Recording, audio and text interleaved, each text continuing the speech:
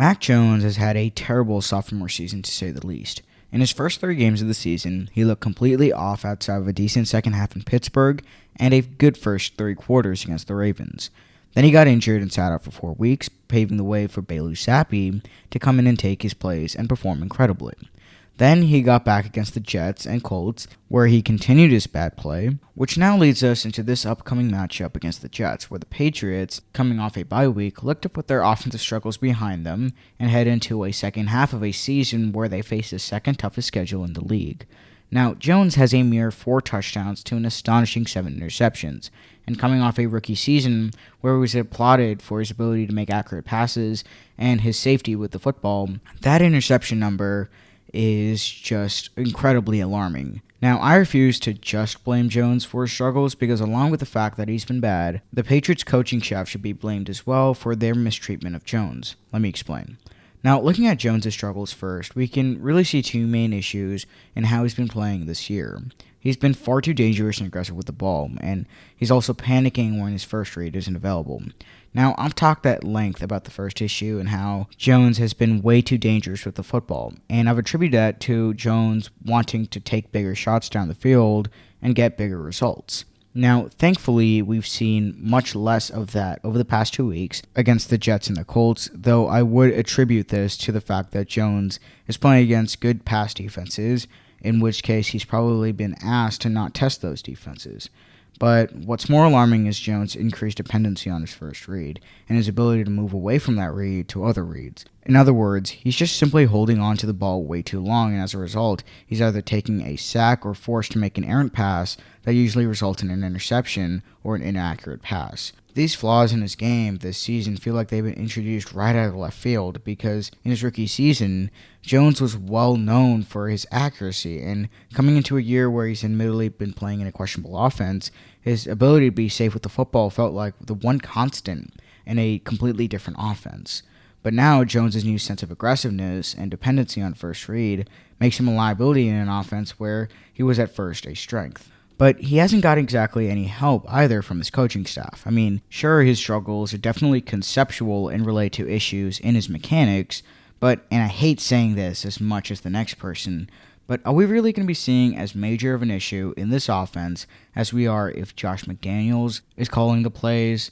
I'm sorry, but the answer is simply no. I mean, McDaniels clearly knew Jones well enough last year to make sure that he was going to be put in a position where he didn't have to do too much on the offense, and he made sure to put Jones in a position to make good, easy passes to his receivers and not look bad in the process. I mean, we were all definitely frustrated with the lack of explosiveness with the Patriots offense last year, but Mac Jones would have looked way worse than he has this year had the Patriots gone with this year's game plan last year. I mean, McDaniels leaving for Vegas was really a lose-lose situation in hindsight. Vegas looks way worse than it did last year. Meanwhile, Mac Jones' development has taken a major hit by means of bad coaching. I mean, look at a guy like Baker Mayfield. Mayfield had 4 different coaches during his time with the Browns, which means that he's had to learn under 4 different systems. I mean, no wonder it took him so long to get going in the NFL, and that excuses his terrible final season in Cleveland. Jones having to move on from his offensive coordinator in his rookie season was the worst possible outcome and is clearly really hurting his development. But McDaniels leaving is still no excuse. I mean, look at teams like the 2018 Chiefs or this year's Bills. I mean, in 2018, Chiefs offensive coordinator Matt Nagy left for a coaching job with the Bears, meaning that he wouldn't be working with Patrick Mahomes. Now, that didn't stop the Chiefs from having one of the best offenses in the league and Patrick Mahomes having an MVP season.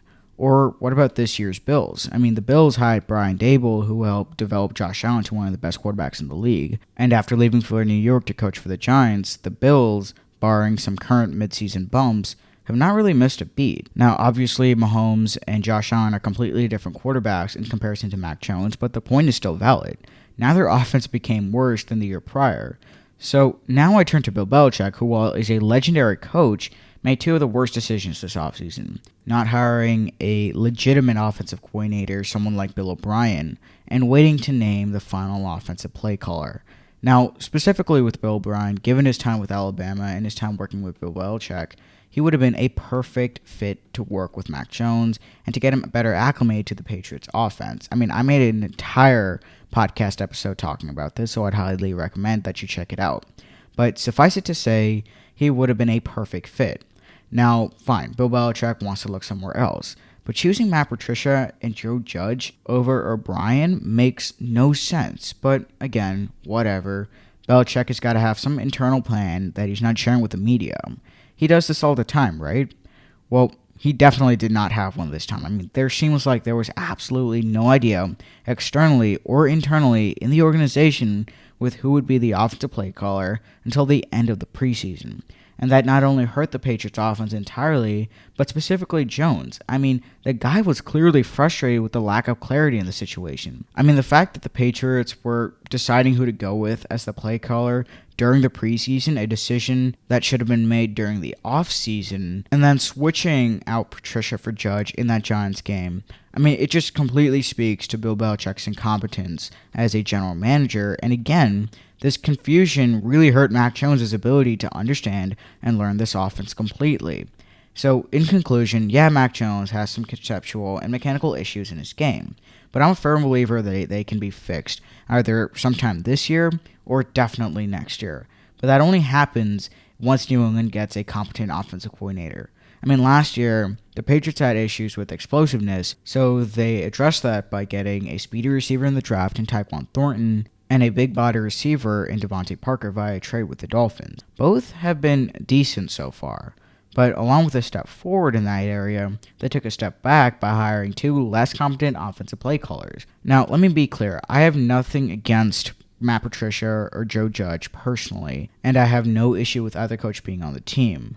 But if Jones is to ever improve, he needs a new offensive play caller. There is no immediate fix for this team right now, and that's why I can't offer a solution for the Patriots as they come out of the bye week to play the Jets and face one of the toughest schedules in the NFL. If the Patriots start winning games and they go on a run and they make the playoffs, that's great. But that's likely going to be done through excellence defensively. And even then, there's no way to mask the Patriots' flaws as an offense. They're just too one-dimensional, in which if the run game doesn't get going, they are screwed.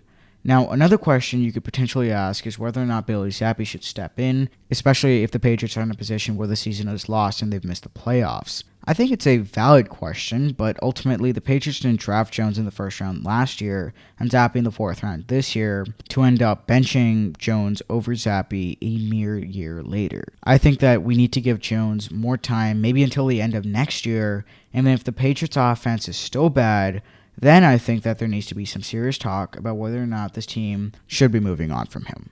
Yes, I understand that there's issues in his game, but at the end of the day, I think that there still needs to be more done by Bill Belichick in terms of choosing an actually good offensive coordinator that can really help Mac Jones, or at the very least, just give Matt Patricia one more year to sort things out, and then from there, we can start talking about the future of Mac Jones on this team. But let me know what you guys think. Let me know if you guys disagree or agree with my opinions. Let me know in the comments down below, and I'll catch you guys later in another episode. Peace out.